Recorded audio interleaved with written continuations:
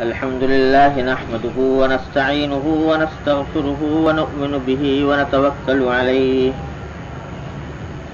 ونعوذ بالله من شرور أنفسنا ومن سيئات أعمالنا من يهده الله فلا مضل له ومن يضلله فلا هادي له وأشهد أن لا إله إلا الله وحده لا شريك له وأشهد أن سيدنا وسندنا ونبينا ومولانا محمدا عبده ورسوله صلى الله تعالى عليه وعلى آله وأصحابه وبارك وسلم تسليما كثيرا. ما بعد.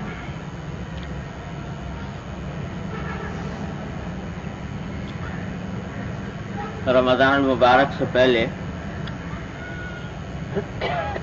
ایک خاص مضمون موضوع شروع کیا گیا تھا. بیچ میں شعبان کے مہینے میں مجھے طویل سفر پیش آیا تو رمضان مبارک آ گیا تو وہ بیچ میں ناتمام رہ گیا تھا. اسی کو اب دوبارہ شروع کرنا ہے. اللہ تبارک و تعالیٰ اس کو صحیح طور سے بیان کرنے کی بھی توفیق عطا فرمائے اور ہم سب کو اس پر عمل کی توفیق عطا فرمائے. موضوع ہے دین کے ایک انتہائی اہم شعبے کا جس کا نام ہے اخلاق. پہلے بھی بار بار عرض کر چکا ہوں کہ دین نام ہے 5 شعبوں کا.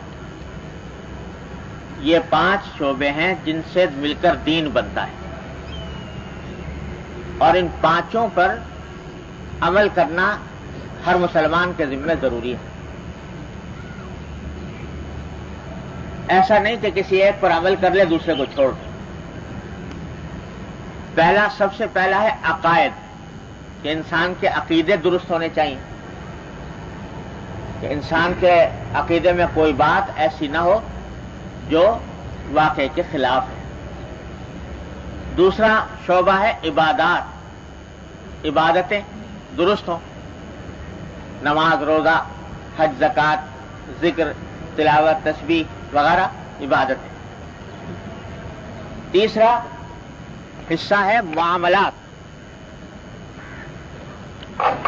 معاملات درست ہونے چاہیے. جی جی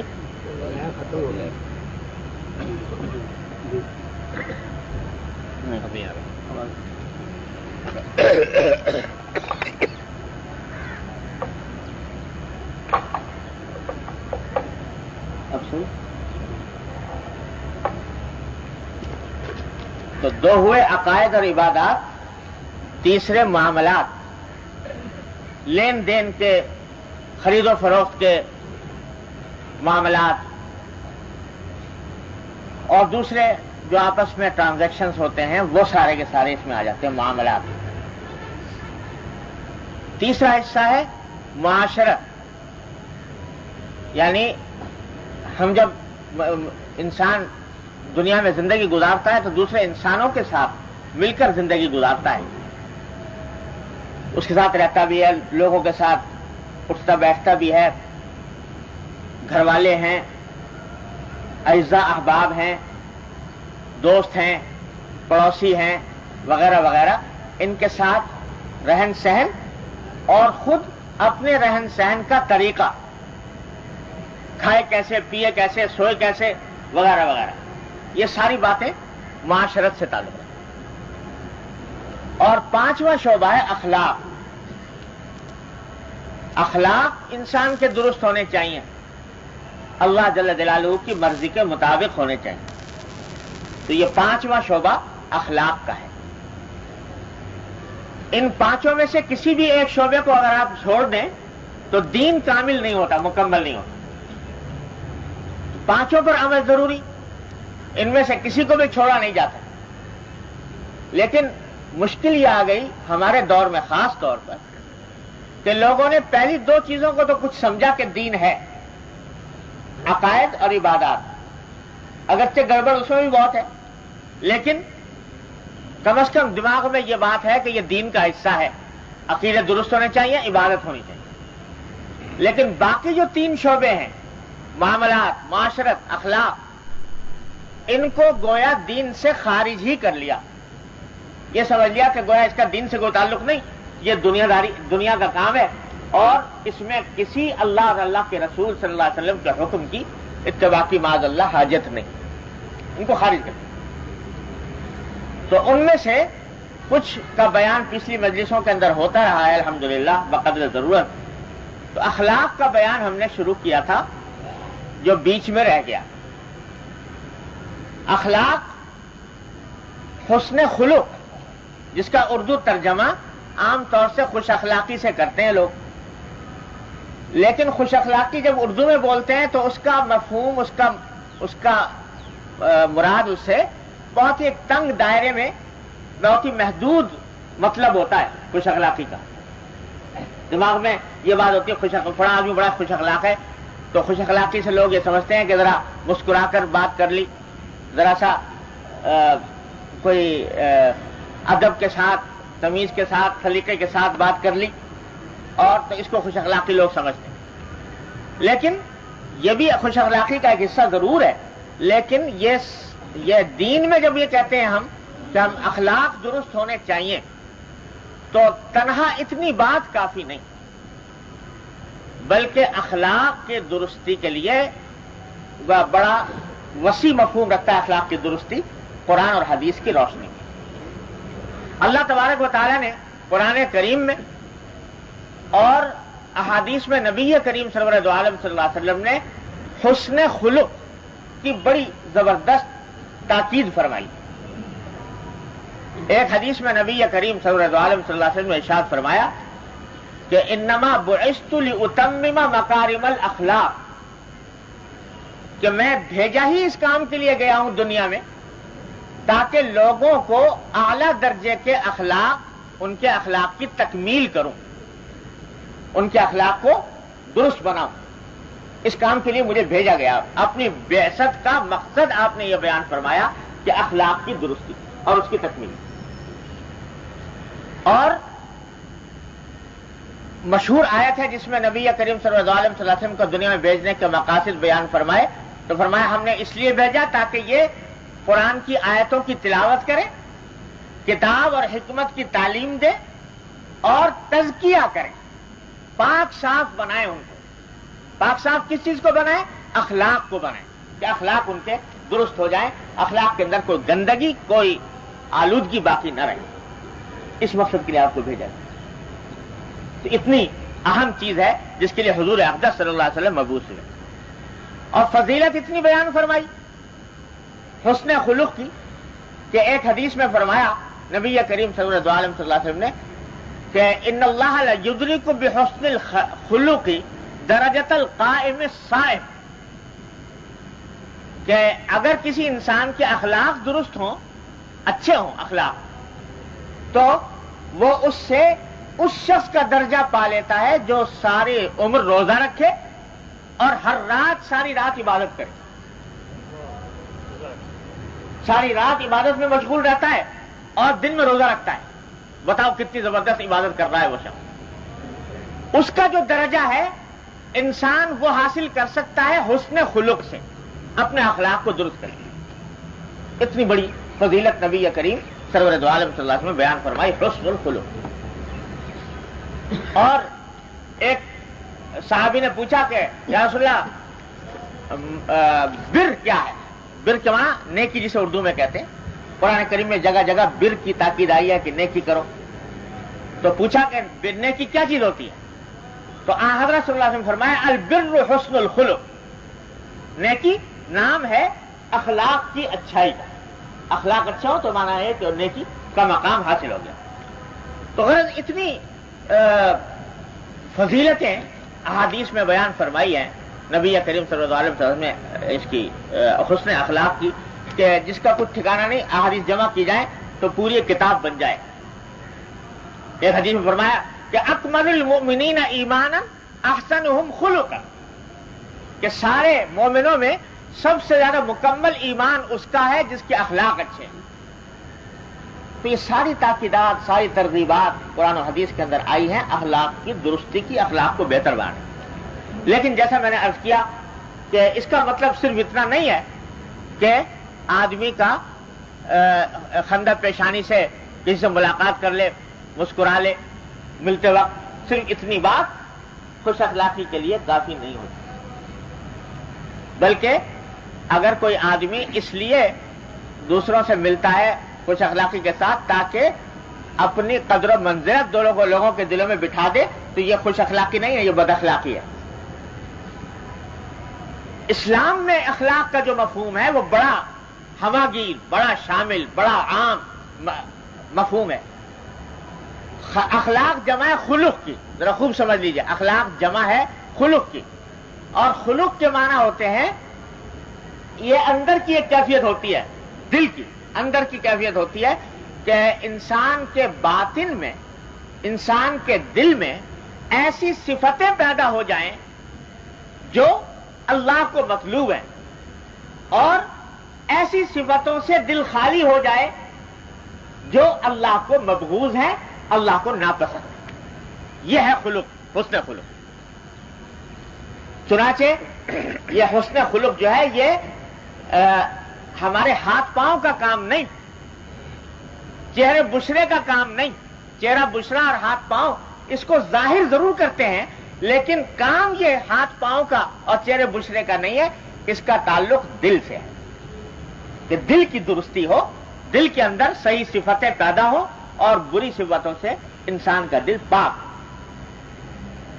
اب یہ کیا کہ صاحب مل تو لیے مسکرا کے اور بظاہر بڑے اچھے طریقے سے پیش آئے، اندر دل کے اندر بغض بھرا ہوا ہے، کینہ بھرا ہوا ہے، حسد بھرا ہوا ہے، دل میں یہ خیال ہے کہ یہ آگے کیوں بڑھ گیا، اس کے پاس دولت کیوں زیادہ آ گئی، یہ کیوں ہم سے آگے نکل گیا۔ اس قسم کے خیالات دل میں بھرے ہوئے ہیں اور زبان سے میٹھی میٹھی باتیں کر رہا ہے اور ہنستے ہوئے مسکراتے ہوئے مل رہا ہے، تو چاہے دنیا اس کو خوش اخلاقی کہے، اسلام اس کو خوش اخلاقی نہیں کہے گا، اس واسطے کہ دل کی حالت خراب ہے۔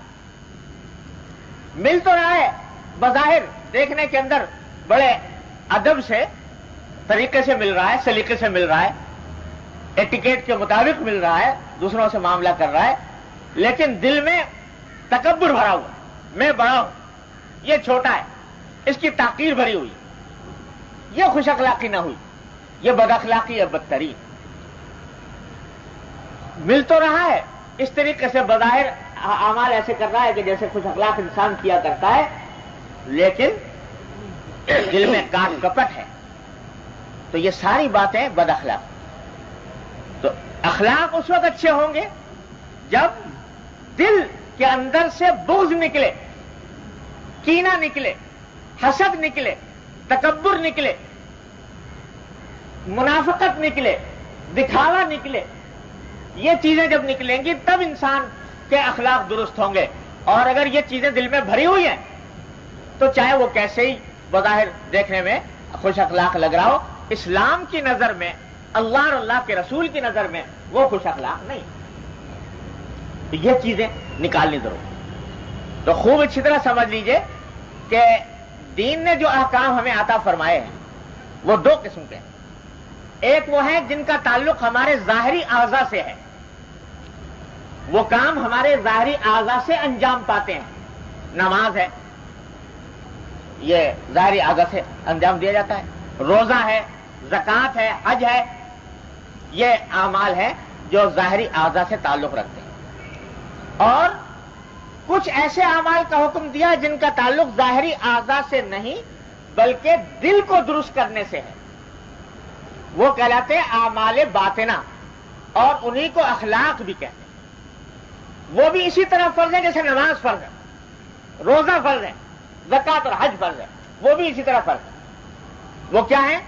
مثلا وہ فرض ہے اخلاص، کہ دل میں اللہ جل جلالہ کو کی خوشنودی کا خیال ہو ہر کام کے اندر، اس کو اخلاص کہتے ہیں. یہ فرض ہے, اس کی تحصیل فرض ہے.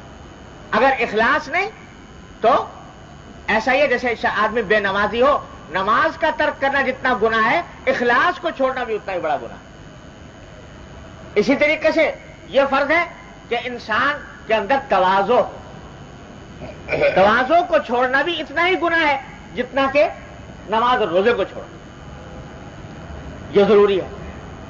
اسی طرح انسان کے اصلاح کے لیے ضروری ہے کہ اس کے اندر دوسروں کے لیے ایثار ہو, کہ دوسروں کے لیے ایثار کا مادہ, یہ ضروری ہے. یہ اخلاق اس کے اندر ہونے چاہیے.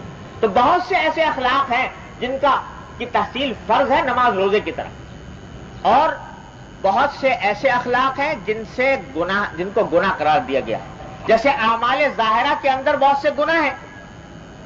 رشوت لینا گناہ ہے, سود کھانا گناہ ہے, چوری کرنا گناہ ہے, ڈاکہ ڈالنا گناہ ہے, خنزیر کھانا گناہ ہے, شراب پینا گناہ ہے. ایسا ہی حسد کرنا گناہ ہے, تکبر کرنا گناہ ہے, بغض رکھنا گناہ ہے. جو گناہ شراب پینے کا ہے, بغض رکھنے کا گناہ اس سے کم نہیں. جو گناہ خنزیر کھانے کا ہے, حسد کرنے کا گناہ اس سے کم نہیں. بلکہ اعمال باطنہ کی جو اخلاق کی اہمیت اس لحاظ سے بڑھ جاتی ہے کہ یہ اخلاق در حقیقت اعمال ظاہرہ کی بنیاد ہوتے ہیں. اخلاق اگر خراب ہے تو اعمال ظاہرہ بھی خراب ہو جاتے ہیں. فرض کرو اخلاص نہیں ہے دل میں, دکھاوا ہے, تو دکھاوے کے تحت جو نماز پڑھو گے وہ نماز بیکار, وہ اس کی کوئی وقت نہیں اللہ تبارک و تعالیٰ کے ہاں. حدیث میں نبی کریم صلی اللہ علیہ وسلم نے فرمایا, من صلی یرائی فقد اشرک باللہ. جو شخص نماز پڑھے دکھاوے کے لیے تو وہ ایسا ہے جیسے اس نے اللہ کے ساتھ شریک ٹھہرایا. بتائیے, اللہ کے ساتھ شریک ٹھہرایا. کیوں؟ اس لیے کہ نماز تو پڑھنی تھی اللہ کے لیے, وہ اللہ کے بجائے کسی مخلوق کو دکھانے کے لیے پڑھ رہا ہے, اس کو خوش کرنے کے لیے پڑھ رہا ہے. تو یہ ریا ہے اور یہ شرک کے قریب ہے. شرک خفی کا ہے, کہتے ہیں صوفیاء کرام ریا کو. تو اب اگر اخلاص دل میں نہیں, اخلاق کی یہ درستی نہیں ہوئی کہ اخلاص پیدا نہیں ہوا, تو اعمال ظاہرہ بھی بیکار ہو گئے, اس کی بھی کوئی وقت نہ رہی. لوگ صدقہ تو کر رہا ہے, بہت اللہ کے راستے میں خرچ کر رہا ہے, لیکن اللہ کے راستے میں خرچ اس لیے کر رہا ہے تاکہ لوگوں کو یہ دکھائے کہ میں بڑا سخی ہوں اور میں بڑا اللہ کے راستے میں خرچ کرنے والا ہوں. تو یہ چونکہ دل میں اخلاص نہیں تھا تو اس کی وجہ سے ظاہری عمل بھی بیکار ہو گیا, بے مصرف ہو گیا, اس کا کوئی فائدہ آخرت میں ظاہر نہیں ہو. اس لیے اعمال باطنہ کی درستی اعمال ظاہرہ کی درستی کے لیے بھی موقوف علیہ ہے, ضروری ہے. اس کے بغیر اعمال ظاہرہ بھی درستی ہے. تو یہ جو تصوف کہلاتا ہے, تصوف کا نام آپ نے بہت سنا ہوگا. اس تصوف کا حاصل صرف یہ ہے کہ اخلاق باطنہ درست ہو جائے. یہ ہے تصوف. فقہ بحث کرتی ہے اعمال ظاہرہ سے. فقہ اٹھا کر دیکھو, فقہ کی کوئی کتاب, تو اس میں لکھا ہوگا کہ نماز کیسے پڑھو, روزہ کیسے رکھو, حج زکات کیسے ادا کرو اور معاملات کیسے کرو. یہ فقہ کی کتاب اس سے بحث کرتی ہے. اور تصوف بحث کرتا ہے اخلاق سے, کہ اخلاق کیسے درست ہوں. اخلاق اگر درست نہیں تو سب اعمال ظاہرہ بھی خراب ہو جائیں گے. اس لیے شریعت کے دو بازو ہیں, یہ اعمال ظاہرہ, اعمال باطنہ. فقہ اور تصوف, ان دو کی سے مل کر شریعت بنتی ہے. اگر ایک حصہ بھی چھوٹ جائے تو گمراہی کا راستہ کھل جاتا. تو اب یہ جتنے صوفیاء کرام تشریف لائے, اللہ تعالیٰ نے ان کے ذریعے کام لیا, وہ یہی کرنے آتے ہیں کہ اخلاق باطنہ کی درستی. کیونکہ حضور اقدس صلی اللہ علیہ وسلم کے تشریف آوری کا ایک بنیادی مقصد تھا تزکیہ, اعمال اخلاق کو پاکیزہ بنانا. تو یہ حضرات ان انبیاء کے وارث ہوتے ہیں, نبی کریم صلی اللہ علیہ وسلم کے وارث ہوتے ہیں. تو یہ انسان کے اخلاق میں سے ان گندگیوں کو نکال دیں. اور یہ اخلاق باطنہ جو ہے در حقیقت ان کی مثال بیماری کسی ہے. جیسے انسان کے جسم میں بیماری لگ جاتی ہے, بخار ہو گیا, کسی شخص کو کھانسی ہو گئی, نزلہ ہو گیا, بخار ہو گیا, دمے کی تکلیف ہے, شگر کی تکلیف ہے وغیرہ وغیرہ، ہزاروں بیماریاں ہیں. اسی طریقے سے یہ اخلاق باطنہ کے اندر جو فساد آتا ہے یہ بھی بیماری ہے، یہ روحانی بیماری. اور اس روحانی بیماری کا علاج کرتے ہیں صوفیاء کرام. جس طرح جسمانی بیماری کے لیے باقاعدہ ایک علم ہوتا ہے کہ آدمی طب کا علم حاصل کرے اور اس کے بعد کسی معالج کے ساتھ رہ کر کام کرے تو وہ اس کو ایک ملکہ پیدا ہو جاتا ہے، وہ پہچان لیتا ہے کہ یہ بیماری کیا ہے اور پھر اس کی دوا تجویز کرتا ہے. اسی طرح یہ باطنی جو بیماریاں ہیں، حسد کی بیماری لگ گئی ہے، ریا کی بیماری لگ گئی ہے، بغض کی بیماری لگ گئی ہے، یہ ساری کی ساری بیماریاں ہیں. ان کی پہچان جسمانی ڈاکٹر کو نہیں ہوتی، اس کی پہچان ہوتی ہے اس اللہ کے بندے کو جس نے یہ روحانی علاج خود اپنا کرایا ہو کسی سے اور اس روحانی علاج کرنے کا فن اور علم حاصل کیا ہو کسی سے. تو اس کو پتہ لگتا ہے کہ اس شخص کے اندر تکبر کی بیماری ہے، اس میں نہیں. وہ پھر اس کا علاج بتاتا ہے کہ اس بیماری کا کیا علاج ہو. یہ ہے بتانے والا. تو یہ جس کو کہتے ہیں عرف عام میں لوگ اس کو پیر کہہ لو، شیخ کہہ لو، جو چاہو کہہ لو، مرشد کہہ لو، یہ مختلف قسم کے نام ہیں، لیکن حقیقت اس کی یہ ہے کہ وہ روحانی علاج کرنے والا ہے. یہ روح کو لگی ہوئی بیماریاں جو ہیں ان کو دور کرتا ہے اور ان کا علاج تجویز کرتا ہے کہ یہ دوا استعمال کرو، یہ علاج کرو، اس سے یہ فائدہ ہو. یہ ہے اصل حقیقت پیری مریدی کی. اور روحانی علاج اصل میں یہ ہے. آج کل پتہ نہیں لوگوں نے روحانی علاج نام رکھ لیا یہ عملیات کا اور تعویذ گنڈوں کا، کہ بہت بورڈ لگے رہتے ہیں جگہ جگہ روحانی علاج کرنے والے. تو وہ روحانی علاج پتہ نہیں کس لیے نام رکھ لیا اس تعویذ گنڈوں کا اور عملیات کرنے کا.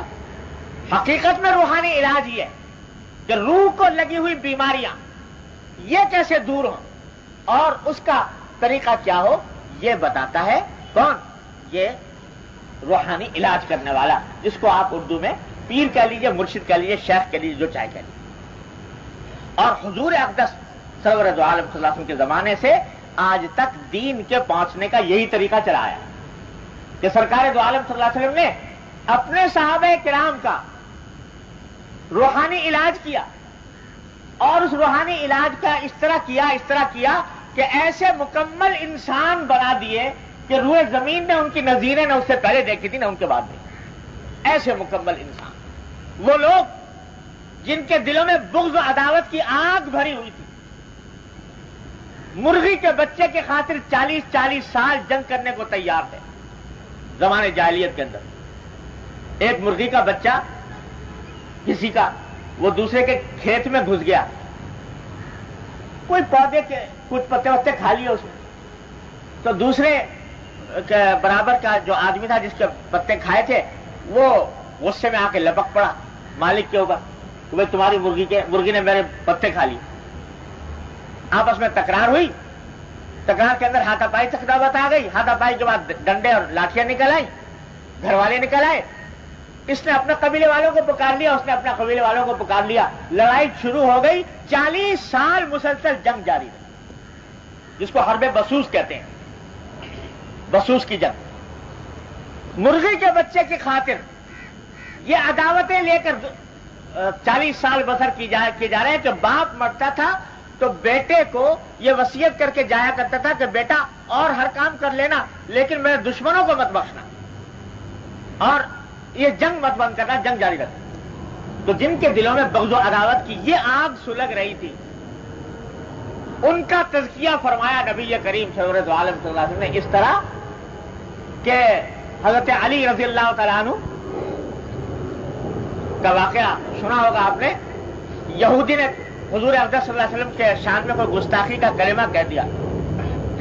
حضرت علی اس کو چڑھ دوڑے اور اس کو اٹھا کر پٹک دیا زمین پر اور اس کے سینے میں سوار ہو. حضور اقدس صلی اللہ علیہ وسلم کی شان میں گستاخی کرتا ہے. جب اسے دیکھا اور کوئی بس نہیں چلتا تو اٹھا کے وہیں نیچے لیٹے لیٹے حضور حضرت علی کے مبارک پر تھوک دیا. تو لوگوں نے دیکھا کہ جب اس نے حضرت علی کے منہ پر تھوکا اسی کو چھوڑ کے الگ کھڑے ہو. لوگوں نے کہا کہ یہ کیا، اب تو اس کو اور سزا دینی چاہیے تھی اور مارنا چاہیے تھا. اس نے یہ گستاخانہ حرکت کی کہ آپ کے چہرے مبارک پر تھوک دیا. تو حضرت نے فرمایا کہ بھائی بات یہ ہے کہ اصل میں جو اس کے ساتھ اس کو مار رہا تھا، اس کو گرایا تھا، یہ میں نے اس لیے گرایا تھا کہ میرے سرکار نبی کریم صلی اللہ علیہ وسلم کی شان میں گستاخی کی، اس لیے سزا دے رہا تھا۔ اب جو اس نے میرے منہ پہ تھوک دیا، اب اگر میں اس کو مارتا تو اپنی ذات کے لیے مارتا اور اپنی اس توہین کا بدلہ لینے کے لیے مارتا، اپنی ذات کے لیے میں کسی سے بدلہ لینا نہیں چاہتا، اس بات کو چھوڑ کر رہا۔ یہ اسی قوم کے فرد ہے کہ 40 سال تک بغض اور عداوت کی بھٹی میں سلگ رہی تھی، اور جس کے 40 سال تک بغض و عداوت کی آگ میں رہ کر ایک دوسرے کے خون کے پیاسے بنے ہوئے تھے، اسی قوم کے فرد تھے علی بن ابی طالب رضی اللہ عنہ۔ ان کا ایسا تزکیہ فرمایا کہ دل میں ایک ترازو لگا دی کہ کس جگہ ماروں کس جگہ نہ ماروں، کہاں ہاتھ اٹھاؤں کہاں نہ اٹھاؤں، اپنا معاملہ آ جائے تو چھوڑ کر الگ ہو۔ یہ ہے تزکیہ، یہ ہے اخلاق جو درست فرمائے نبی کریم صلی اللہ علیہ وسلم۔ ایک ایک صحابی اس کا پیکر، ایک ایک صحابی اس کا نمونہ۔ تو یہ اخلاق کی تربیت آپ نے صحابہ کرام کی فرمائی، صحابہ کرام نے تابعین کی، تابعین نے تبع تابعین کی، اور تبع تابعین نے سے لے کر آج تک یہ سلسلہ اسی طرح چلا آتا ہے حضور اقدس صلی اللہ علیہ وسلم کے زمانے میں۔ اس کا راستہ یہ ہے کہ آدمی کسی معالج سے رجوع کرے، لیکن پہلے اس کو دل میں اہمیت تو پیدا ہو کہ بھائی میرے اخلاق کی درستی بھی میرا کوئی کام ہے، یہ بیماری جو مجھے گھن کی طرح کھا رہی ہے یہ کہیں مجھے تباہ اور برباد نہ کر دے۔ جب یہ دل میں احساس اہمیت کا پیدا ہوتا ہے تو پھر کسی اللہ والے سے انسان رجوع کرتا ہے اور پھر اپنی اس کی اصلاح کراتا ہے، تو اس کے نتیجے میں یہ اخلاق درست ہو جائے۔ تو امید ہے کہ بات کچھ کسی درجے میں واضح ہوئی ہوگی کہ یہ ہے تصوف، اسی کا نام تصوف کہہ لو، اس کو اخلاق کہہ لو، اس کو احسان کہہ لو، اس کو طریقت کہہ لو، جو چاہو کہہ لو، لیکن یہ دین کا ایک اہم ترین حصہ ہے، ایک اہم ترین لازمہ ہے جس کے بغیر حقیقت میں دین مکمل ہو نہیں سکتا۔ تو جن اخلاق سے، برے اخلاق سے انسان کو بچنا فرض ہے، اور جن اچھے اخلاق کی تحصیل واجب ہے، ان کا بیان ہم نے شروع کیا تھا رمضان سے پہلے۔ تو اس میں تکبر اور تواضع کا بیان ہوا تھا، خود شاید آپ حضرات کو یاد ہو کہ وہ بیان شروع ہوا تھا، الحمدللہ اس کی بقدر ضرورت تفصیل ہو گئی۔ تو اب میں ایک ایک کر کے انہی اخلاق کا ذکر کرنا چاہتا ہوں تاکہ کم از کم ایک مرتبہ ہمارے سامنے تعارف تو آ جائے اس بات کا کہ کن اخلاق کو حاصل کرنا چاہیے، کن سے بچنا چاہیے، پھر کچھ اہمیت پیدا ہو تو حاصل کرنے کی بھی اللہ تعالیٰ اپنی رحمت سے توفیق عطا فرما دیں، اور اس کو برے اخلاق سے بچنے کی بھی توفیق عطا فرما دیں۔ تو ان میں سے آج بیان ہے جس کے لیے یہ سامنے میں نے آ گیا تھا، باب الحلم والانات والرفق، یعنی ایک باطن کا ایک عمل ہے جس کی تحصیل، جس کو حاصل کرنا فرض ہے ہر مسلمان کے ذمے، اس کا نام ہے حلم، اور حلم کا ترجمہ اردو میں کرتے ہیں بردباری۔ بردباری کے معنی ہوتے ہیں کہ انسان بے موقع غصہ نہ کرے۔ بردباری کے معنی یہ ہے کہ بے موقع غصہ نہ کرے، یہ کم سے کم درجہ ہے جس کا حاصل کرنا فرض ہے، اور اس کا اعلیٰ درجہ یہ ہے کہ موقع پر بھی نہ کرے، کہ جہاں غصے کا موقع ہو، یعنی غصہ کرنا جائز ہو، وہاں پر بھی نہ کرے، تو یہ حلم کا اعلیٰ درجہ ہے۔ تو حلم کا حاصل کرنا فرض، اتنا کہ بے موقع غصہ نہ ہو، اور اتنا حاصل کرنا بہتر کہ آدمی موقع پر بھی، جہاں جائز ہو اس کے لیے، وہاں پر بھی غصہ نہ کرے، تو یہ حاصل کرنا مستحسن ہے۔ اور اس کے مقابل حلم کے مقابل، بردباری کے مقابل ہے غصہ۔ بے موقع ہو تو حرام، موقع پر ہو تو جائز ضرور ہے، لیکن بہتر یہ ہے کہ اس سے بھی آدمی اجتناب کرے. بہتر یہ ہے، مستحب یہ ہے کہ آدمی اس سے بھی اجتناب کرے، لیکن بہرحال جائز ہے کہ اس کا استعمال کرے. یہ غصہ سے بچنا اور حلم اور بردباری کا مظاہرہ کرنا، یہ انسان کے ذمہ ضروری ہے. یہ اخلاق کا ایک بہت اہم شعبہ ہے. اور نبی کریم سرور دو عالم صلی اللہ علیہ وسلم نے اس کی بڑی تاکید فرمائی. ایک صحابی آئے ایک مرتبہ اور آ کر عرض کیا کہ یا رسول اللہ مجھے کوئی نصیحت فرمائی. اور صحابہ کرام بھی بڑے عجیب و غریب ان کے مدارک ہیں کہ درخواست بھی کی کہ مجھے نصیحت فرمائیے، اور یہ بھی کہا کہ مختصر نصیحت فرمائیے، مختصر نصیحت فرمائیے. اس سے معلوم ہوا کہ ایسی درخواست کرنے میں کوئی حرج نہیں. آپ نے اس کے اوپر کوئی تنبیہ نہیں فرمائی کہ میرے اوپر کیوں قید لگا رہے ہو کہ میں مختصر کروں یا لمبی کروں. لیکن ان کے پاس یا تو وقت کم ہوگا، جلدی جانا چاہتے ہوں گے، کیا بات ہوگی، تو کہا کہ مختصر نصیحت. تو آپ نے ایک جملہ ارشاد فرمایا، لا تغضب، غصہ نہ کرو. یہ ساری نصیحتوں میں سے یہ ایک مختصر نصیحت فرمایا، غصہ نہ کرو. انہوں نے پھر عرض کیا، انہیں کچھ ایسا لگا کہ شاید انہوں نے سمجھا کہ یہ کچھ بات بنی نہیں، یعنی جو یہ نصیحت جو ہے یہ کچھ اس کی اہمیت دل میں نہیں پیدا ہوئی. تو دوبارہ عرض کیا کہ رسول اللہ کچھ اور فرما دیجیے، کچھ اور بھی نصیحت فرما دیجیے. تو آپ نے فرمایا غصہ نہ کرو. دوبارہ بھی.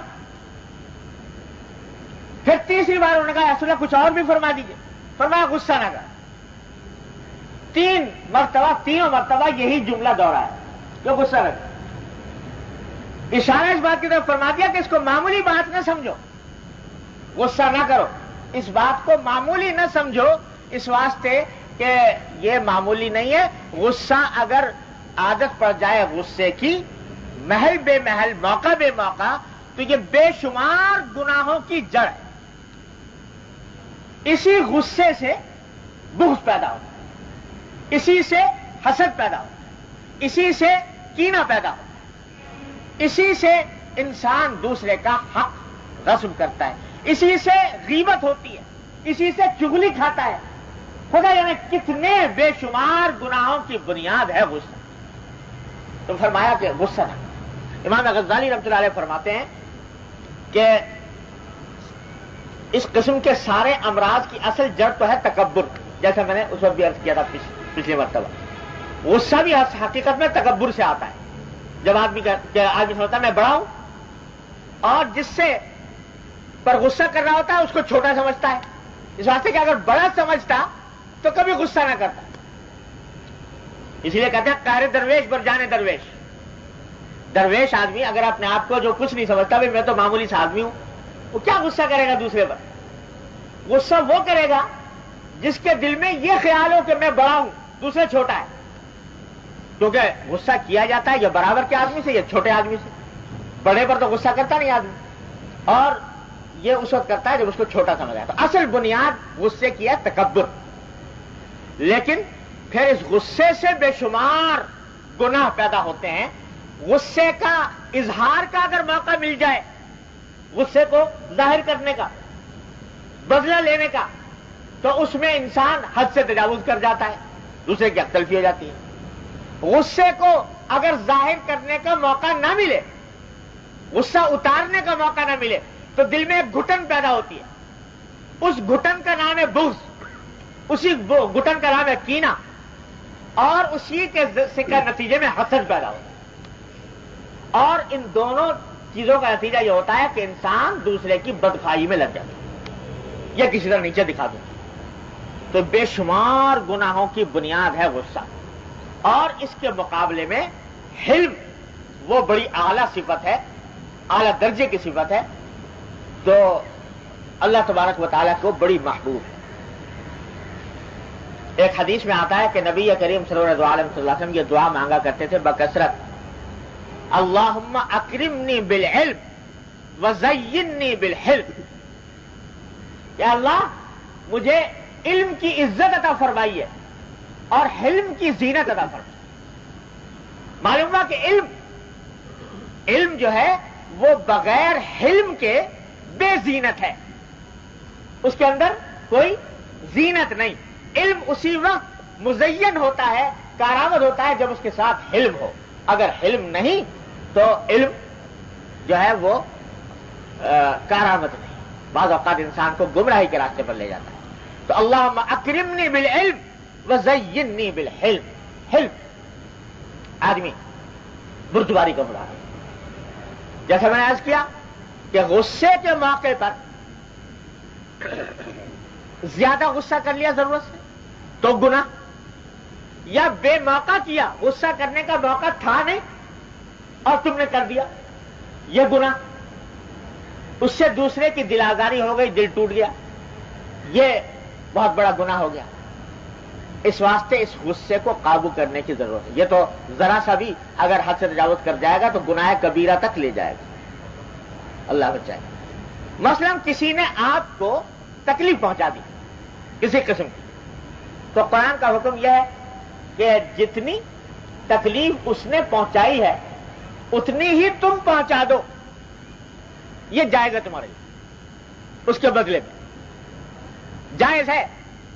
اس سے اگر ایک بال آگے بڑھ گئے تو تمہارے ذمہ گناہ ہو گیا، اس سے ذرا بھی آگے بڑھ گئے تو گناہ ہے. اور اگر اتنی ہی پہنچاؤ تو تب تو ٹھیک ہے، صحیح ہے، جائز ہے. اور اس سے زیادہ پہنچا دی تو گناہ. اتنی ہی پہنچاؤ جائز تو ہے، لیکن بہتر اور افضل یہ ہے کہ چھوڑ دو، معاف کرو. وَلَمَنْ صَبَرَ وَغَفَرَ إِنَّ ذَلِكَ مِنْ عَزْمِ الْأُمُورِ. اور فرمایا ادفع باللتی ہی احسن السیئہ، برائی کو کا بدلہ اچھائی سے دو. اور لیکن فرمایا وما یلقاها الا الذین صبروا وما یلقاها الا ذو حظ عظیم. یہ عمل، یہ وصف بڑے صبر کرنے والوں کو حاصل ہوتا ہے اور بڑے نصیب والوں کو. یہ بات کہ معاف کر دیں، نصیب والا بھی سن لیجئے. نصیب والے کی حالت یہ ہے کہ اگر کوئی شخص، اس کو حق تو تھا کہ انتقام لے لیتا، بدلہ لے لیتا، لیکن چھوڑ دیا، معاف کر دیا. اس کے لیے اتنی زبردست بشارت نبی کریم سرور عالم صلی اللہ علیہ وسلم نے ارشاد فرمائی ہے کہ جس کا کوئی ٹھکانہ نہیں. الفاظ یہ ہے کہ حضور نے فرمایا انا زعیم ببیت فی ربض الجنہ فی وسط الجنہ لمن ترک المراء وهو محق. جو شخص حق پر ہونے کے باوجود جھگڑا چھوڑ دے، اپنا حق معاف کر دے، تو جنت کے بیچوں بیچ گھر دلوانے کا میں ذمہ دار ہوں. میں ذمہ دار ہوں جنت کے بیچوں بیچ کو گھر دلواؤں. اتنا بڑا صاحب نصیب ہے. وما یلقاها الا الذین صبروا وما یلقاها الا ذو حظ عظیم. تو بھائی اگر تم نے بدلہ لے لیا، ایک تھپڑ اس نے مارا تھا، ایک تم نے مار دی، تو بتاؤ یہ تھپڑ جو تم نے مارا یہ فائدہ ہوا؟ یا اگر اس تھپڑ کے بدلے حضور گارنٹی لے رہے ہیں جنت کے اندر گھر بنوانے کی، گھر دلوانے کی، تو وہ تھپڑ زیادہ قیمتی ہے یا وہ جنت کا گھر زیادہ قیمتی ہے جو نبی کریم صلی اللہ علیہ وسلم؟ تو بھائی جھگڑا چھوڑ کے اپنا یہ فضیلت. ہاں حق ضرور ہے، تم نے بھی اگر اتنا ہی مار دیا تو انشاءاللہ کوئی مواخذہ نہیں ہوگا، پکڑے نہیں جاؤ گے. اس سے آگے بڑھ گئے گناہ. ہمارے حضرت حکیم علامہ صلی اللہ علیہ وسلم نے قصہ لکھا ہے کہ ایک صاحب تھے، کسی بزرگ کے مرید تھے. تو ان سے کہا کہ حضرت ہم نے بڑا سنا ہے کہ اولیاء اللہ جو ہوتے ہیں، اللہ کے ولی صوفیاء کرام، ان کی بڑی بڑی عجیب عجیب شانیں ہوتی ہیں. کسی کی شان کچھ ہے، کسی کی شان کچھ ہے، کسی کا رنگ کچھ ہے، کسی کا رنگ کچھ ہے. تو میرا دل چاہتا ہے کہ یہ اولیاء اللہ کی جو مختلف شانیں ہیں یہ بھی ذرا دیکھوں کہ کیا کیا کس قسم کی شانیں ہوتی ہیں ان کے اولیاء کرام. تو شیخ نے کہا بھائی کس چکر میں پڑ گئے، کہاں ان اولیاء کرام کی شانیں تم دیکھو گے، وہ کہاں تم کہاں. کہ نہیں دل چاہتا ہے کہ ذرا کچھ مظاہرہ معلوم ہو. کہا کہ اچھا ہے تو فضول بات، لیکن اگر چاہتے ہو تو ایسا کرو کہ وہاں چلے جانا قطب صاحب کے پاس، وہ حضرت بابا فرید الدین گنج شکر رحمۃ اللہ علیہ کا شاید وہ مراقبہ گاہ ہے، وہاں چلے جانا تو وہاں 3 بزرگ بیٹھے ملیں گے تمہیں. تو ایسا کرنا کہ پیچھے جا کر ہر ایک کے کمر پہ ایک ہلکا سا مکہ مار دینا، ایک اس کے مار دینا، ایک اس کے تینوں کو، پھر دیکھنا کیا ہوتا ہے. تو یہ حضرت جو ہے یہ اولیاء کرام کی شان دیکھنا چاہتے تھے، تو وہاں پہنچ گئے اور وہ تینوں بزرگ بیٹھے ہوئے تھے، جا کر ایک کے پیچھے مکہ مارا. جو جن کے مکہ مارا وہ انہوں نے پلٹ کے دیکھا بھی نہیں کون مکہ مار رہا ہے، کیا کر رہا ہے، اپنا ذکر تسبیح مشغول تھے، اسی میں مشغول رہے. دوسرے بیٹھے تھے ان کو جا کے کمر میں مکہ مارا، تو انہوں نے پلٹ کے ان کی طرف دیکھا اور ویسے ہی مکہ ان کے مار دیا. تیسرے کے پاس پہنچے، اس کو مکہ مارا تو وہ پیچھے مڑے اور مڑ کر اس کا ہاتھ پکڑ کے کہنے کہ تمہارے ہاتھ میں چوٹ تو نہیں لگی، تمہارے ہاتھ کے میں کوئی درد تو تکلیف تو نہیں ہوئی، لا مسئلہ. یہ تینوں حال دیکھ کے یہ شیخ کے بعد واپس آ گئے. تو بھائی کیا ہوا؟ کہ جی اس طرح ہوا تھا، ایک نے پیچھے مڑ کے دیکھا بھی نہیں مجھے، دوسرے نے مکہ مار دیا، تیسرے نے الٹا مجھ سے کہنے لگے کہ تمہاری چوٹ تو نہیں لگی. کہا کہ بھائی تم کہہ رہے تھے نا کہ اولیاء کرام کی شانیں دیکھنا چاہتے ہو، تو یہ 3 شانیں ہیں اولیاء کرام. جو صاحب جو تھے ذکر میں مشغول تھے، انہوں نے پلٹ کے تمہیں نہیں دیکھا، انہوں نے کہا میں اللہ تبارک و تعالیٰ کی حضوری میسر ہے، اللہ تبارک و تعالیٰ کا ذکر ہو رہا ہے، ان کی بارگاہ میں حاضری ہو رہی ہے، پیچھے سے ایک آدمی مکہ مار دیا تو مار گیا. کہاں اپنا وہ کام چھوڑ کر اس کی طرف متوجہ ہوں، اس کو دیکھوں کہ وہ کیا کر رہا ہے اور اسے بدلا لینے کی کوشش کروں. وہ وقت جتنا اس سے پوچھنے گھسنے میں ضائع ہوگا، اس کا مکہ مارنے میں ضائع ہوگا، اس سے بہتر ہے کہ اتنا وقت اللہ کے ذکر میں صرف کرو. ان کی شان تو یہ تھی. دوسرے جو تھے بزرگ، یہ بتاؤ کہ جب انہوں نے پلٹ کر تم سے مکہ مارا تو کچھ کہا بھی زبان سے؟ کہا کہ نہیں، کہا تو کچھ نہیں، بس مار کے پھر اپنے کام میں لگ گئے. کہا کہ اچھا جتنا مکہ تم نے مارا تھا اتنا ہی مارا کہ کچھ زور سے زیادہ مار دیا؟ کہ نہیں جی اتنا ہی مارا جتنا میں نے مارا تھا، کچھ زیادہ نہیں.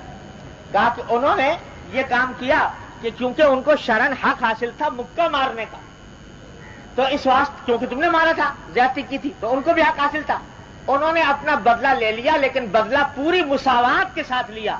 کیونکہ تم نے کوئی کلمہ زبان سے نہیں نکالا تھا، انہوں نے بھی پلٹ کر کوئی کلمہ نہیں کہا، اور جتنی زور کا تم نے مارا تھا اتنا ہی زور کا انہوں نے بھی مار دیا. اور یہ بھی بتا دوں کہ انہوں نے جو مارا تم کو پلٹ کر، وہ بھی اس وجہ سے نہیں کہ دل میں غصہ آ گیا تھا یا انتقام لینا مقصود تھا، اس وجہ سے نہیں مارا. کبھی دل میں خیال آنے لگے کہ صاحب وہ تو انہوں نے تو بڑی افضل کام کیا تھا، انہوں نے افضل کام نہیں کیا. بات در حقیقت یہ ہے کہ بعض اولیاء اللہ، ذرا سمجھ لو بات، بعض اولیاء اللہ ایسے ہوتے ہیں کہ اگر ان کو انسان تکلیف پہنچا دے اور وہ بدلہ نہ لیں، اللہ تبارک و تعالیٰ کا غضب نازل ہو جاتا ہے، اللہ تعالیٰ کا قہر نازل ہو جاتا ہے. ایک حدیث ہے، حدیث قدسی، کہ اللہ تعالیٰ فرماتے ہیں کہ من عادی لی ولیا فقد آذنتہ بالحرب، جو میرے کسی ولی کا دشمن ہو جائے یا اس کو تکلیف پہنچائے، میری طرف سے اس کو اعلان جنگ ہے اللہ تعالیٰ کی طرف سے. تو اگر وہ بدلہ نہ لیں، صبر کر لیں، اس صبر کے نتیجے میں بعض اوقات اللہ تعالیٰ کا قہر نازل ہو جاتا ہے. تو یہ مکہ جو مارا تم کو، انہوں نے در حقیقت اللہ کے قہر سے بچانے کے لیے مارا، کہ کہیں ایسا نہ ہو کہ تم قہر میں مبتلا ہو جاؤ اللہ تبارک و تعالیٰ.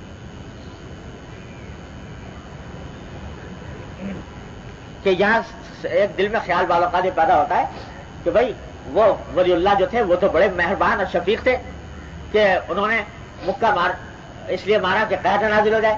جب وہ اتنی مہربانی کرنے کو تیار ہے تو اللہ میاں کیوں قہر نازل کرتے ہیں اس کے اوپر؟ اللہ میاں کیوں غضب نازل فرماتے ہیں ایسے آدمی کیوں؟ بہت تقیب الامت مولانا تھانوی قدس اللہ سرہ فرما دے، کیا خوبصورت بات جواب انہوں نے فرمائی ہے کہ بھائی یہ باتیں عشق کی ہیں، محبت کی، یہ عقل کی عام ترازو میں تولنے والی باتیں نہیں۔ بات یہ ہے کہ ایک آدمی اگر کسی شیرنی کو چھیڑ دے، ایسے ہی معمولی سا آدمی جا کر، تو وہ شیرنی معاف کر دیتی، لیکن شیرنی کے بچوں کو چھیڑ کے دیکھے طرف تو اس بات کا اندازہ کرنا کہ سوت برابر آگے پیچھے نہ ہو، اتنا ہی ہو، یہ آسان کام ہے۔ کہیں ذرا سی زیادتی ہو گئی تو مار کھا گئے وہاں۔ اور دوسرا اتنا بڑا افضل کام ہے معاف کر دینا کہ جس کی کوئی ٹھکانا نہیں۔ تو اعلیٰ درجہ حلم کا یہ ہے کہ بے موقع غصہ نہ ہو، اور مستحسن یہ ہے کہ موقع پر بھی نہ ہو، ہاں جہاں ضرورت پیش آ جائے وہاں، جہاں حق ہے غصہ کرنے کا پھر بھی غصہ نہ کرے۔ اصل حلم وہ ہے، اصل حلم وہ ہے۔ اللہ، میں نے اپنے شیخ سے ایک واقعہ سنا، حضرت مولانا مسیح اللہ خان صاحب صلی اللہ علیہ وسلم سے، اللہ تعالیٰ ان کے درجات بلند فرمائے۔ حضرت امام ابو حنیفہ کا نام سنا، ہم سب امام ابو حنیفہ رحمۃ اللہ علیہ کے مقلد ہیں، یعنی نماز انہی کے بتائے ہوئے طریقے میں پڑھتے۔ تو امام ابو حنیفہ رحمۃ اللہ علیہ کو آپ نے سنا ہوگا کہ اللہ تبارک و تعالیٰ نے یہ مقام عطا فرمایا تھا کہ عشاء کی وضو سے فجر کی نماز پڑھا کرتے، اور وہ بھی اس طرح ہوا تھا کہ ویسے شروع میں نہیں پڑھتے تھے، شروع میں عشاء کی نماز پڑھ کے سو جاتے تھے، پھر آخر میں شب میں جاگنے لگتے تھے اور تہجد پڑھتے تھے۔ ایک روز جا رہے تھے، راستے میں کسی بڑھیا کی زبان سے نکل گیا، ایک بڑھیا نے دوسری بڑھیا سے تعارف کرا دیا کہ دیکھو بھائی یہ آدمی جا رہا ہے، یہ ایسا نیک آدمی ہے کہ یہ عشاء کی وضو سے فجر پڑھتا ہے۔ حالانکہ امام ابو حنیفہ اس وقت عشاء کی وضو سے فجر نہیں پڑھا کرتے تھے، لیکن اس بڑھیا کو پتہ نہیں کیسے پتہ لگ گیا، کیسے خیال ہو گیا، اس نے کہا یہ آدمی جا رہا ہے، یہ عشاء کی وضو سے فجر کی نماز پڑھتا ہے، ساری رات اللہ کی عبادت کرتا ہے۔ اب امام ابو حنیفہ کا سن لیا، اچھا لوگ میرے بارے میں یہ گمان رکھتے ہیں کہ میں اتنی عبادت کرتا ہوں، میں تو کرتا نہیں، اچھا آج سے کریں۔ چنانچہ اس دن سے امام صاحب نے یہ عہد کر لیا کہ آئندہ میں عشاء کی وضو سے فجر کی نماز پڑھا کروں۔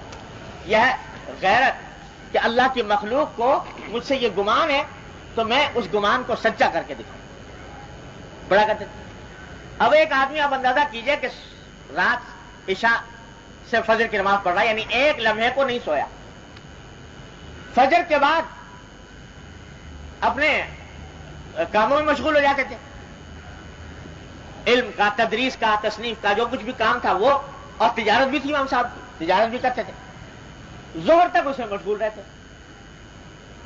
ظہر کی نماز کے وقت کے بعد اپنے گھر تشریف لے جاتے تھے، اس وقت آرام فرماتے تھے، ظہر سے عصر تک آرام کرنے کا معمول۔ اب آپ اندازہ کیجیے کہ ایک آدمی ساری رات کا جاگا ہوا، صبح سے کام میں لگا ہوا ظہر تک، اور ظہر کی نماز پڑھ کر جا رہا ہے گھر جا رہے تھے، گھر جا کر گھر میں اوپر کی منزل میں قیام تھا، اوپر کی منزل کے اندر رہتے تھے، تو وہاں پہنچ گئے اور جا کر بستر پر لیٹ گئے سونے کے۔ اب ایسے حالے میں جب بستر پر لیٹے، دروازے پر دستک، کوئی آیا، اتر کر آئے نیچے، دروازہ کھولا، ایک آدمی کھڑا ہے، کہنے لگا حضرت آپ سے ایک مسئلہ پوچھنے آیا تھا۔ ارے بھائی سارا دن ہو گیا، صبح سے اسی کام کے لیے بیٹھے ہوئے تھے، وہ وقت چھوڑ کے اس وقت آئے، لیکن امام صاحب نے کچھ فرمایا، کہا اچھا بھائی فرمائیے کیا بات، کیا مسئلہ پوچھنا؟ کہا کہ جی بس کیا بتاؤں، جب میں چلا تھا اپنے گھر سے تو مسئلہ ذہن میں تھا کہ پوچھوں گا امام صاحب سے، ابھی راستے میں آتے آتے آپ کو دستک دی، دستک دیتے ہی ذہن سے نکل گیا کہ کیا پوچھنے آیا، یاد ہی نہیں آ رہا۔ اب بتائیے، آ کے پریشان کیا ایسے وقت، اور پھر کہتا ہے کہ بھول گیا۔ لیکن امام صاحب نے کوئی اس کے اوپر مواخذہ نہیں کیا، کہا کہ اچھا بھائی تو کوئی بات نہیں، بھول گیا ہو، انسان بھول جاتا ہے، جب یاد آ جائے جواب دے دے، جب یاد آ جائے پوچھ لینا۔ کیا کہ اوپر چلے گئے، جا کر مساری پر لیٹے، بستر پر لیٹے، لیٹ کے کچھ دیر گزری تھی، پھر دستک، اب پھر اتر کے نیچے آئے، دیکھا تو وہی آدمی کھڑا. ہاں بھائی کیا بات ہے؟ اب یاد آ گیا مسئلہ کہ جی یاد تو آ گیا تھا، اسی لیے دوبارہ حاضر ہوا کہ ابھی مسئلہ یاد آ گیا تھا، لیکن اس وقت تو یہ تھا کہ دستک دینے کے بعد بھول گیا تھا. ابھی آپ آدھی سیڑھیوں پر تھے کہ اس وقت ذہن سے نکل گئے.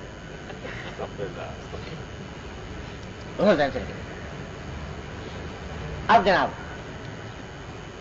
غصہ دلا رہے، لیکن امام صاحب نے کوئی کہا کہ اچھا بھائی کوئی بات نہیں، بھول گئے تو بھول گئے، جب یاد آئے پوچھ لیں. پھر چلے گئے اوپر. ابھی لیٹے پھر دستک، پھر اتر کے گئے. کہا جی اب معاف کیجیے گا آپ کو بڑی تکلیف دی، لیکن اب یاد آ گیا مجھے. کیا پوچھنا؟ اچھا بھائی پوچھو. کہ جی پوچھنا یہ تھا کہ یہ جو انسان کی غلاظت ہوتی ہے اس کا ذائقہ میٹھا ہوتا ہے کہ کڑوا ہوتا ہے؟ یہ پوچھا. اس سب تکلیف پہنچانے کے بعد سوال یہ کرنا. لیکن امام صاحب پھر بھی غصہ نہیں کیا. امام صاحب نے فرمایا کہ بھائی ایسا ہے کہ اگر وہ تازہ ہو تو کچھ اس میں مٹھاس ہوتی ہے، سوکھ جائے تو تلخی پیدا ہو جائے، کڑواہٹ ہو جائے. تو کہنے لگا جی یہ جو آپ فرما رہے ہیں کہ تازے میں کچھ مٹھاس ہوتی ہے اور خشک میں ہو جاتی ہے کڑواہٹ، کیا کبھی چکھ کے دیکھا تھا؟ یہ سوال. اب اشتعال پر اشتعال دلا رہا ہے.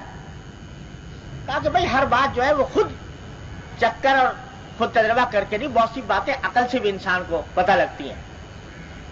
تو عقل سے یہ پتہ لگتا ہے کہ کچھ مٹھاس ہوتی ہوگی، بعد میں کڑواہٹ ہو جاتی ہوگی. کیسے جی؟ کیا دلیل ہے؟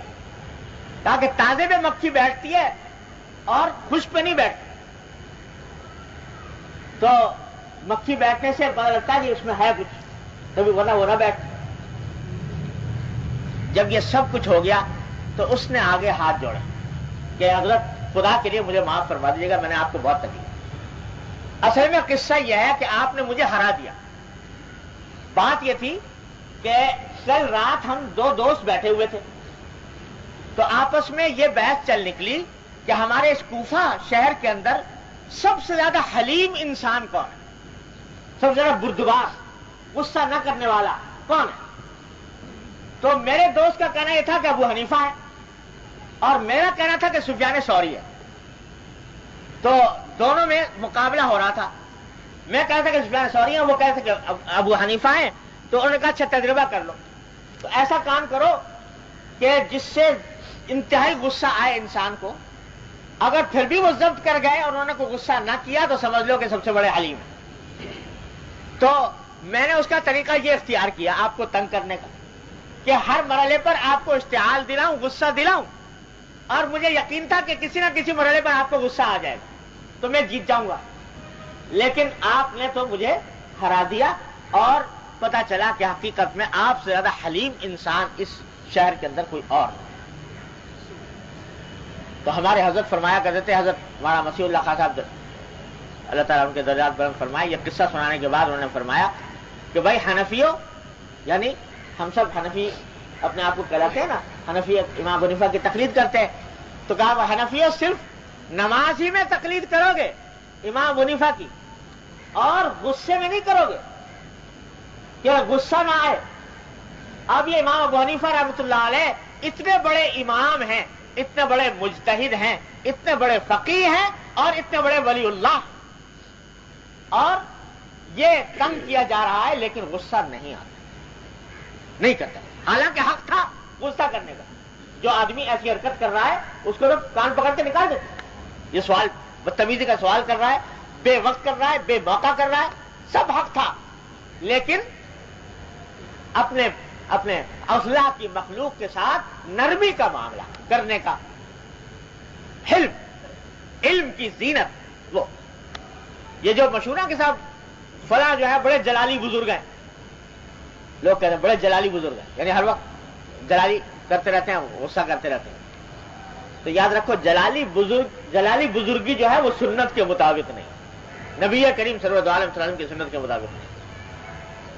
نبی کریم صلی اللہ علیہ وسلم کی سنت کے مطابق تو جمالی ہے کہ کہ حضرت انس رضی اللہ تعالیٰ عنہ فرماتے ہیں کہ 10 سال خدمت میں رہا نبی کریم صلی اللہ علیہ وسلم کی، 10 سال، کبھی 10 سال کی مدت میں اف تک نہیں فرمایا، اور نہ کبھی یہ کہا کہ فلاں کام کیوں کیا، نہ کبھی یہ کہا کہ فلاں کام کیوں نہیں کیا۔ 10 سال تو یہ جلالی بزرگی ہوئی کہ جوالی ہوئی؟ تو حضور اقدس صلی اللہ علیہ وسلم کی سنت جو ہے وہ تو یہ ہے۔ ہاں کہیں ضرورت پیدا ہو جاتی ہے کسی کی تربیت کے خاطر غصہ کرنے کی، وہ الگ بات ہے، لیکن فی نفسی اپنا غصہ نکالنے کے لیے اس غصے کو دباؤ، اس غصے کو پیو، اس غصے کو کچلو۔ حدیث میں فرمایا نبی کریم صلی اللہ علیہ وسلم نے کہ اللہ تبارک و تعالیٰ کے ہاں، اللہ تبارک و تعالیٰ کے نزدیک کوئی گھونٹ اتنا پسندیدہ نہیں ہے جتنا غصے کا گھونٹ۔ کوئی بھی گھونٹ پیو اللہ کو اتنا پسند نہیں جتنا غصے کا گھونٹ پینا اللہ تبارک و تعالیٰ کو پسند۔ الکاظمین الغیظ والعافین عن الناس، غصے کا گھونٹ پینے والا، یہ مشق کرنے سے ہوتا ہے، یہ اپنے اوپر جبر کرنے سے ہوتا ہے کہ غصہ آئے آدمی پی جائے، حلم کا مظاہرہ کرے۔ انہی امام حنیفہ کا واقعہ کتابوں میں لکھا ہوا ہے کہ ایک آدمی لگ گیا ساتھ گھر جاتے ہوئے اور مسلسل گالیاں دیتا چلا جا رہا ہے، گالی کوسنے جو اس کے پاس ذخیرے میں تھا وہ سب گالیاں سناتا جا رہا ہے۔ امام صاحب چلتے گئے یہاں تک کہ گھر آ گیا تو رک گئے۔ امام صاحب نے اس سے رک کے فرمایا کہ بھائی یہ تم نے جو اتنا کچھ کہا ہے، چلو تمہاری کلاس نکل گئی کہ نہیں نکل گئی، کبھی ابھی اور کچھ دینی ہے گالیاں تو دے لو، کیونکہ میرا گھر آ گیا، میں گھر چلا جاؤں گا، اگر کچھ ابھی باقی رہ گئی ہو تو اور دے لو، کیونکہ اب میں گھر میں گھسنے والا ہوں کہ ایسا نہ ہو حسرت تمہارے دل میں رہ جائے۔ یہ تو غصے کو پینا یہ بڑی زبردست وصف ہے۔ اللہ کو کوئی گھونٹ غصے کے گھونٹ سے زیادہ پینا پسند نہیں، حضور اقدس صلی اللہ علیہ وسلم کا ارشاد۔ اس لیے فرمایا کہ لا تغضب، غصہ نہ۔ اب اس کی عادت ڈالنے سے ہوتی ہے، عادت اسی طرح پڑتی ہے کہ جائز جگہ پر بھی غصہ نہ کرے، جائز جگہ پر بھی غصے کا مظاہرہ نہ کرے۔ ہاں البتہ یہ بات یاد رکھنے کی ہے کہ غیر اختیاری طور پر غصہ دل میں آیا، اس میں گناہ نہیں، لیکن جب اس غصے کو کا مظاہرہ کر دیا، کیا برا بھلا کہنا شروع کر دیا، ڈانٹنا شروع کر دیا، مارنا شروع کر دیا، تو اس وقت میں یہ گناہ بن جاتا ہے۔ لہذا غیر اختیاری طور پر دل میں طوفان عمدہ، کوئی گناہ نہیں، اس طوفان کو پی گئے، بڑا زبردست اجر و ثواب، بڑا زبردست اللہ تبارک و تعالیٰ کے یہاں اس کا صلہ ملنے والا ہے۔ اس کی کوشش کہ وہ پی جائے انسان غصے میں۔ پینے کا طریقہ کیا ہے؟ حدیث میں، قرآن و حدیث میں 3 طریقے بیان فرمائے۔ ایک تو قرآن کریم نے بیان فرمایا، قرآن کریم نے فرمایا وَإِمَّا يَنزَغَنَّكَ مِنَ الشَّيْطَانِ نَزْغٌ فَاسْتَعِذْ بِاللَّهِ مِنَ الشَّيْطَانِ الرَّجِيمِ، کہ در حقیقت یہ جو غصہ آتا ہے نا ایک دم سے، یہ غصہ ہوتا ہے شیطان کی طرف سے کچوکا ہوتا ہے، شیطان کچوکا لگاتا ہے۔ تو جب کبھی یہ صورت پیدا ہو فوراً اللہ کی پناہ مانگو شیطان رجیم سے، یعنی جب غصہ آئے تو اعوذ باللہ من الشیطان الرجیم پڑھ لو، اعوذ باللہ من الشیطان الرجیم پڑھ لو، اللہ کی پناہ مانگو۔ ایک بات تو قرآن نے بتائی، دوسری بات حدیث میں نبی کریم سرور دو عالم صلی اللہ علیہ وسلم نے ارشاد فرمایا۔ 2 باتیں، ایک بات یہ بیان فرمائی کہ جب کبھی غصے کی حالت میں ہو، کھڑے ہو تو بیٹھ جاؤ، بیٹھے ہو تو لیٹ جاؤ، اس سے غصہ کم ہونے میں مدد ملے گی۔ غصے کا ایک طبعی تقاضا یہ ہوتا ہے کہ یہ انسان کو اوپر کی طرف لے جاتا ہے، اچھلتا ہے غصے میں آدمی۔ جب غصہ آئے گا تیز، لیٹے لیٹے غصہ آ گیا، زیادہ آ گیا تو بیٹھ ہی جائے گا ضرور، اب بیٹھا ہے تو کھڑا ہو جائے گا۔ تو اس کی طبیعت اور فطرت یہ ہے کہ یہ نیچے سے اوپر کو لے جاتا ہے، علو ہے اس کی طبیعت۔ اس کو دبانے کا راستہ یہ ہے کہ اس کو نیچے کی طرف لے جاؤ، تو کھڑے ہو تو بیٹھ جاؤ، بیٹھے ہو تو لیٹ جاؤ. یہ حدیث میں نبی کریم سرور دو عالم صلی اللہ علیہ وسلم نے فرمایا. تجربہ ہے یہ کہ آدمی اگر یہ کام کر لے تو غصہ کم ہو جاتا ہے، ٹھنڈا ہو جاتا ہے. تیسرا عمل جو حضور اقدس صلی اللہ علیہ وسلم نے بیان فرمایا وہ یہ کہ تھوڑا پانی پی لے، ٹھنڈا پانی پی لے غصے میں، تو اس سے بھی کمی آ جاتی ہے. یہ تین اسباب تو ہیں ظاہری، اور ویسے طریقہ یہ ہے کہ اللہ تبارک و تعالیٰ نے سارے اخلاق جتنے بھی باطنہ ہیں ان کے اندر اللہ تبارک و تعالیٰ نے یہ خاصیت رکھی ہے کہ یہ موم کی طرح ہے. اس کو جتنا پھیلاؤ گے پھیل جائیں گے، جتنا سکڑو گے سکڑ جائیں گے. اللہ نے یہ خاصیت رکھی. یہ اگر غصے کی کیفیت انسان کے دل میں ہے، اس کو بڑھانا چاہو تو وہ بے انتہا بڑھ جائے گی، اس کو گھٹانا چاہو تو وہ گھٹ بھی جائے گی. تو عادت ڈالو، مشق کرو اس بات کی کہ غصہ آئے تو اس کا مظاہرہ نہ ہو، جائز مقامات پر بھی نہ.